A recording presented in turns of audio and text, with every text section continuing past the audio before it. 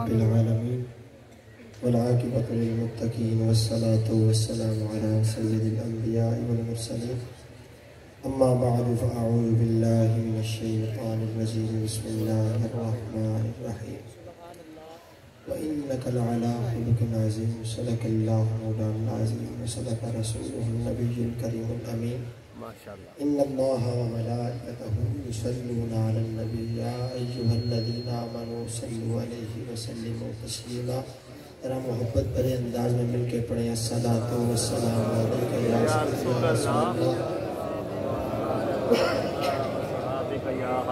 وعلى آلك وأصحابك يا سيدي يا حبيب الله الصلاة والسلام عليك يا سيدي يا رحمة للعالمين وعلى آلك وأصحابك يا سيدي يا سيدي يا محمد رسول الله بعد الحمد والصلاة میرے کریم آقا صلی اللہ علیہ وآلہ وسلم کے غلاموں، آج کی یہ پروقار مجلس، آج کا یہ بڑا ہی کمال کا دن، سرکار دو عالم صلی اللہ علیہ وآلہ وسلم کی آمد اور آپ کی آل پاک کے چشم و چراغ کے عرص پاک کی تقریب اور مسند صدارت پردے بے سجادہ حضور پیر سید غلام مرتضیٰ شاہ صاحب بخاری عیدہ مجدہ اور مرشد کریم حضور پیر سید غلام مصطفیٰ شاہ صاحب بخاری آپ تشریف فرما ہیں، دیگر سادات کرام معززین کرام تمام کو السلام علیکم۔ زیادہ لمبی گفتگو نہیں ہے، بالکل ہی مختصر سی بات ہے، تھوڑی سی دیر 10 منٹ یا 15 منٹ کا وقت ہے، اسی میں نے گفتگو کو سمیٹنا ہے، کوشش کرنی ہے کہ بات سمجھنی ہے۔ اب آپ میرے کریم رب نے قرآن مجید فرقان حمید میں ارشاد فرمایا وَإِنَّكَ لَعَلَىٰ خُلُقٍ عَظِيمٍ، یہ ایسی ذات کا ذکر کیا گیا ہے۔ عموماً ہوتا یہ ہے کہ جو بندہ تخلیق کرنے والا ہونا وہ خود اپنی تخلیق کی تعریف نہیں کرتا، سبحان اللہ، یعنی کہ جو تخلیق کرنے والا ہے، کاریگر ہے، وہ اپنی ایجاد کی، اپنی بنائی چیز کی تعریف نہیں کرتا، بلکہ جو دیکھتا ہے وہ اس کی تعریف کرتا ہے۔ مگر سرکار کی ذات کے بارے میں قرآن کو دیکھیں، احادیث کو پڑھیں، آپ الجھ کر رہ جائیں گے، آپ حیران رہ جائیں گے کہ جہاں پر بھی ملے گا کہیں سرکار کے چہرہ انور کی تعریف ہوگی، کہیں سرکار کے چلن کی تعریف ہوگی، کہیں لجپال آقا کے بات کرنے کی تعریف ہوگی، کہیں آپ کے خلق کو خلق عظیم کہا گیا ہوگا، کہیں آپ کا سودا کرنا حدیث میں وہ بکواہ محبوبہ جو تو نے عمل کیا وہ کمال تھا۔ اب حیرانی کی بات یہ ہے کہ بنانے والا خود ہی اپنی کاریگری کی تعریف کر رہا ہے۔ اب اس پر سوال یہ پیدا ہوتا ہے کہ جب بنانے والا بنا کر تعریف کرنے پر مجبور ہے تو پھر جو بنا وہ کیسا بنا؟ اس نے تخلیق فرمایا وہ کیا ہے؟ حباب آپ نے میرے کریم آقا صلی اللہ علیہ وآلہ وسلم کی شان علماء سے بارہا سنی، علماء بہت کچھ بتاتے ہیں اور زندگیاں گزر گئی، علماء چلے گئے، کئی بڑے بڑے لوگ سرکار کی توصیف و تعریف کرتے رہے، مگر حیرانی کی بات ہے جو بھی کرتا ہے وہ حیران رہ جاتا کہ ابھی اس محبوب کی تعریف پہ کس بات کھولوں، اس بات پر تبصرہ کروں۔ آج کے دور میں دوسری جنگ عظیم کے بعد ایک یونیورسٹی ہے، ایسی یونیورسٹی جس کو دنیا کا ہر بندہ ہر فلسفہ دان مانتا ہے، ہارورڈ یونیورسٹی۔ آپ جو پڑھے لکھے سمجھتے اس بات کو، انہوں نے ایک تحقیق کی، انہوں نے ایک تحقیق کی کس پر؟ بندے کی زندگی پر، بندے کی زندگی پر۔ یہ دو چار باتیں یہی آپ نے سنی ہے، یہی میری ساری گفتگو ہے ماشاءاللہ۔ اب کیا کیا کہ انہوں نے تحقیق کی کس پر؟ کیا کیا انہوں نے 764 بندے اکٹھے کیے، 764 بندے۔ اب ڈاکٹر صاحب بھی بیٹھے ہیں، آپ پڑھے لکھے، اب آپ کو پتا ہے کہ جب بھی خون کو کوئی سیمپل لے کر ٹیسٹ کیا جاتا ہے اس کا زیادہ سے زیادہ دورانیہ 2 ہفتے ہوتے ہیں، اس سے زیادہ اس کو نہیں رکھا جا سکتا۔ اب اس میں उन्होंने 2 हफ्तों में उसकी तहकीक करनी थी कि ये बंदा जो तवील उम्री पाता है वो किस वजह से पाता है, इसमें कौन सी ऐसी खासियत है। इस बात को जाया नहीं करना, पूरी गुफ्तगू को गौर कर सुनना है। यदि उन्होंने तहकीक की, 75 साल गुजर गए, 75 सालों में उन 724 के 64 बंदों में से आधे बंदे चल बसे, जो बाकी रह गए उनमें से जो रहे, किसी ने 92 साल पाई, किसी ने 100 साल पाई। पाने के बाद वो 75 साल का अरसा हिसाब लगाया और उनकी जिंदगी को देखा और देखकर इस नतीजे पर पहुंचे कि इनकी उम्र लंबी होने का राज ये है कि इनका खुल्क बड़ा अच्छा है। मैं बात कर रहा हूँ, आप समझे रही हैं। क्या कहा कि ये लोग अच्छे खुल्क के मालिक हैं, ये लोग रिश्ते निभाने में सबसे आगे हैं। अब आप गौर तो कर, जिसको दुनिया आज 75 साल में खंगाल रही है, वो तो मेरे महबूब की जिंदगी का एक छोटा सिर्फ एक छोटी सी बात।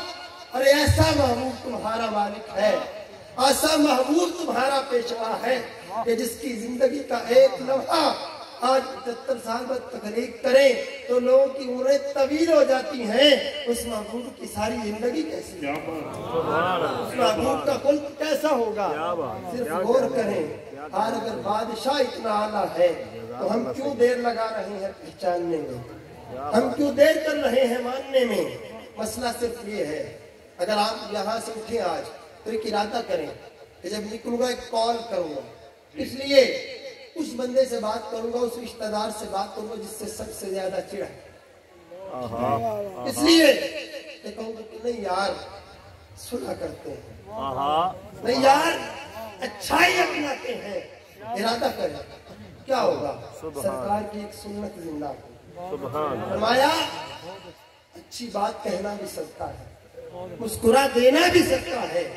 मौलाना रूम की बारगाह एक फलसफा दाम पर पहुंचा, तो पहुंचा ना तो गुफ्तगू करते करते तो कहने लगा कि मौलाना रूम को समझने के लिए बड़ी लंबी उम्र की जरूरत है। साथ ही एक दरवेश गुजरा, कहने लगा आप आधा या पौना घंटा मेरे साथ सफर करें, मैं आधे घंटे में रूमी आपके जेब में डाल दूंगा, आप समझ जाएंगे। उसने कहा बड़ी हैरान कुन बात है, उसने इतनी किताबें लिखी, मसले लिखी, कमाल कर दिया। ऐसा बंदा जिसके अशार की दुनिया पढ़े तो एक शेर पर लोग पीएचडी करते थे, वो बंदा हैरान कुन बात आधे घंटे में समझा देगा, समझ नहीं आई। फिर कहा कि नहीं हो सकता है कोई नजर वाला हो। क्या कहा था, न पूछ न कर कपोशों की इरादत हो तो देख। ये दे बैजा लिए बैठे हैं अपनी आस्तीनों में। अब गौर कीजिएगा जो मैंने आया पढ़ी है, वह इन्नका लअला खुलुकिन अज़ीम। अरे जब बैठ गया, कहा एक काम करें, आप जो टैक्सी लेंगे ना उसमें दरमियान में मुझे बिठाना और दोनों साइडों पे आप बैठ जाना। वो बैठ गए, थोड़ा सा सफर गुजरा, अब दिलचस्पी बढ़ती जा रही है, दिलचस्पी बढ़ती जा रही है। एक बात सुनेंगे, रूमी को समझेंगे। अरे कमाल बात है कि रूमी इतना बड़ा आलिम, इतना बड़ा फलसफादान, महबूबे करीम का आशिक और फिर इतनी बड़ी हस्ती। अरे जिनकी किताबों को पढ़ पढ़ बड़े उलमा जब बात करें तो लोग हैरान और दंग रह जाए, आधे घंटे में समझ लेंगे। अब सफर गुजरता गया और थोड़ा सा दूर गया ना तो जाने के बाद कहने लगा मेरे काम करें, आप मेरे घर रुक जाए और हम सूप पीते हैं, पीने के बाद चलते हैं। ऐसा क्या, वो हैरान हो गया, जी बंदा है। आधे घंटे का टाइम है, 20 मिनट गुजर चुके, 10 मिनट बाकी, 10 मिनट बाकी।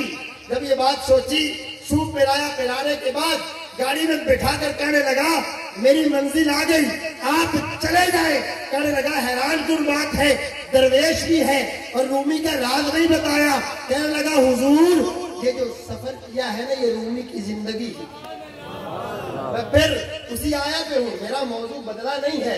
गौर करें, क्या कहा कि अरे जो सफर किया है कोई मेरे रूमी का राज है। पूछा क्या राज है? कहा सबसे पहली बात कि जब बंदों के दरमियान चलो उनको कोनी मारने की कोशिश न करो, उनको इजा न दो, टांग न लाओ।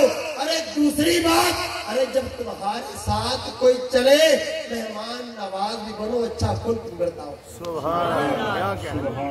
अब हम जरा गौर तो करें, एक मौलाना रूम ठहरा اس نے مصطفیٰ کریم کی ایک بات پر عمل کیا تو دنیا اس کی کتابوں کو پڑھ کر مفتی بن گئی، فلسفہ دان بن گئی۔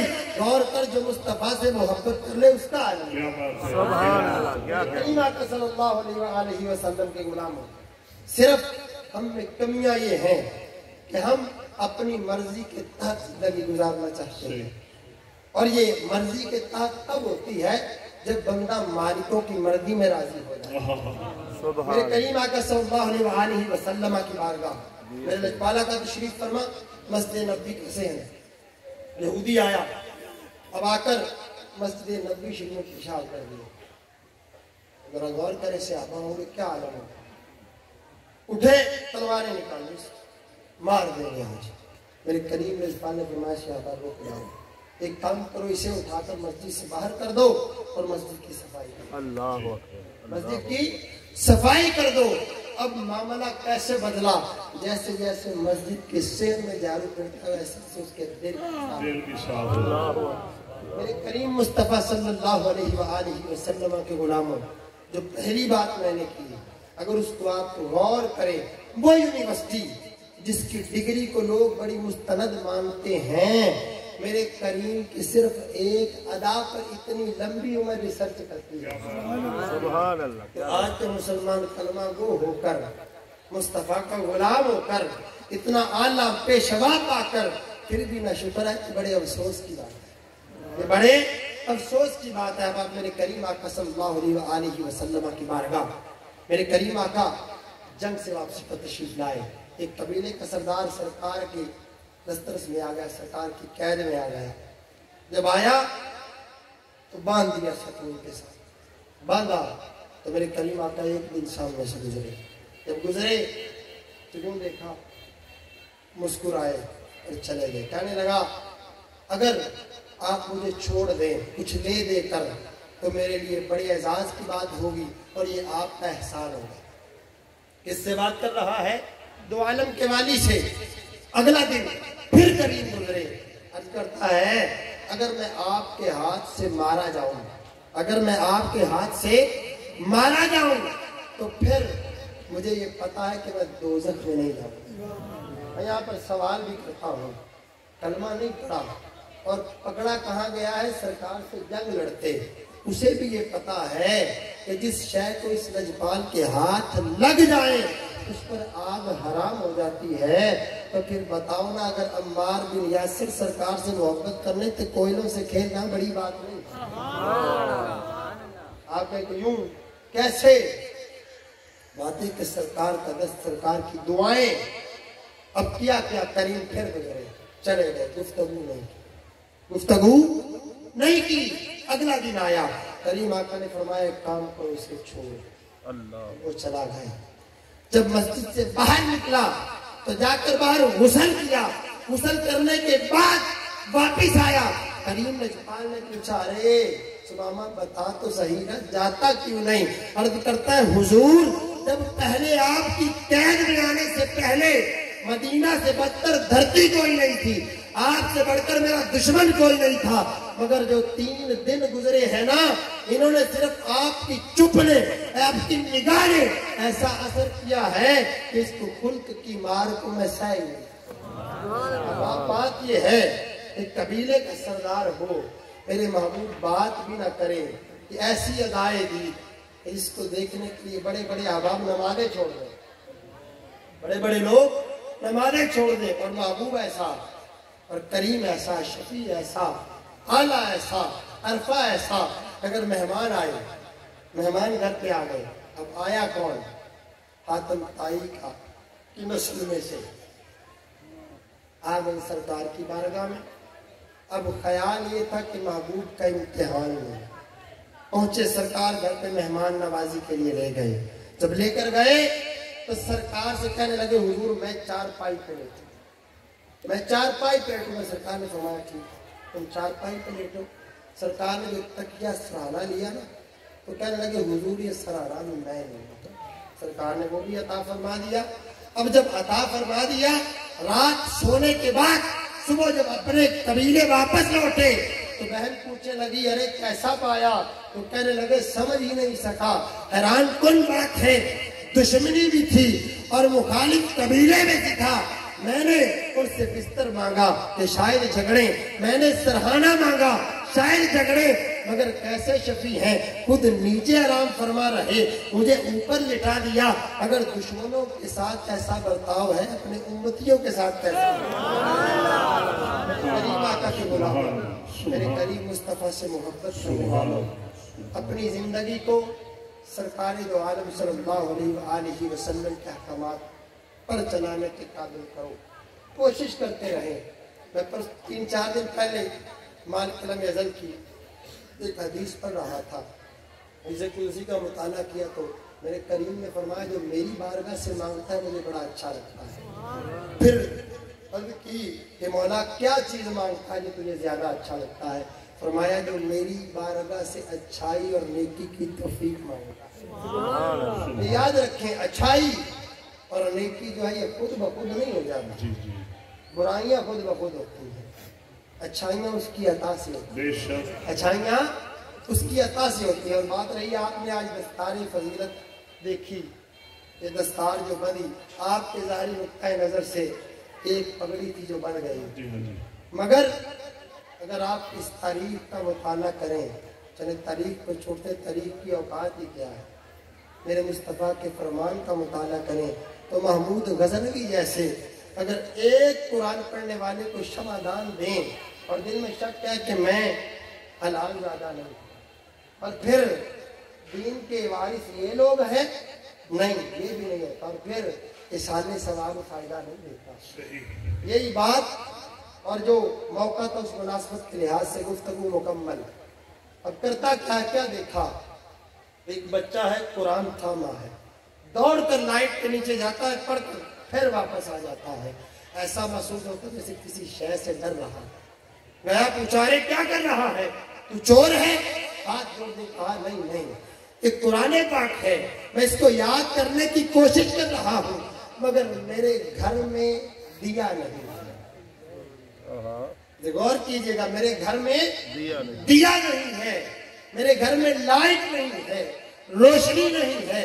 जब ये देखा तो क्या करता है, वो सोने का क्षमादान उसके हाथ में थमा देता है, थमाकर गुलाम से कहता है मेरे होते हुए अगर नबी के दीन के वारिस यहाँ पर धक्के खाएं तो मेरी बादशाही का फायदा क्या है।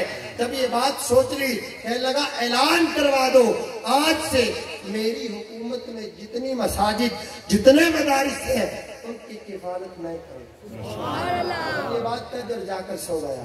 कहते बड़े सालों से नींद नहीं आई थी, मगर उस दिन ऐसी नींद आई कि मुकद्दर बदल गया। जब सोया आंख लगी, लजपाला का तशरीफ लाए, फरमाया अरे सदुक्तगीर के बेटे गजनवी, तूने जो मेरे दीन के सिपाही की खिदमत की है उस वजह से जा तेरा भी भला हो, तेरी आने वाली अब आप सवाल ये करना चाहता हूँ कि अगर फायदा नहीं देता तो उसको किसने बतला दिया। मानना ना मानना हर बंदे का अपना नजरिया है, मगर जहां पर दिल टिक जाए आप गलत चीज को मानने के लिए भी तैयार हो जाते हैं। तो थोड़ा सा नजरिया बदले, थोड़ी सी आदत बदले। अगर आदत बदलेंगे, नजरिया बदलेंगे तो इंशाअल्लाह अल्लाह जरूर मेहरबानी फरमाएगा। और आखिरी बात और है नसीहत, मैंने भी ये किसी सैयदजादे के मुंह से ये लफ्ज़ सुने, माशाअल्लाह महफिल पाक थी, गुफ्तगू फरमा रहे थे और ये सभी अहबाब के लिए मेरे समेत फरमा माइक पकड़ा और फरमाने लगे यार बात सुनो, बेशक नात सुनो, बेशक मनकबत सुनो, बेशक किसी मुकर्रर की तकरीर सुनो, मगर तुम्हारी आंखों का मरकज उस नात खां या खतीब का चेहरा नहीं, तुम्हारे पीर का चेहरा होगा। अब इसका भी आपको बता दूं वजह क्या है। पूछा हुजूर इसमें क्या राज है? फरमाया अरे अगर तुम चेहरे पर नजर रखोगे अपने लजपाल के तो जो कैफियत उन पे तारी होती है वो वक्त भी जल्दी आएगा उस कैफियत की।